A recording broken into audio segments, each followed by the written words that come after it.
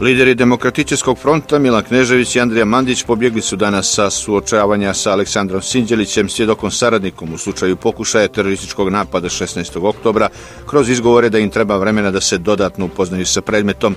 Iako pred TV kamerama i medijima koriste svaku priliku da brojne dokaze specijalnog tužilaštva o njihovoj umješanosti u pripremi oružane i nasilne smjene vlasti ismiju ili svjedoke diskredituju, danas kada je trebalo u sudnici tu hrabrost pokazati, obojica su sa sučeljavanja pobjegli.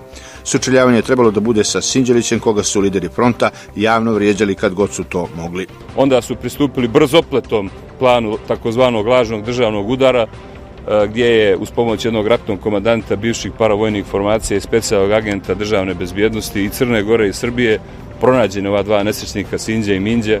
Uprkos hrabrim izjavama i uvredama pred novinarima svih lidera fronta, dvojica glavnokomandujućih danas su ustuknuli pred istim tim Sinđom.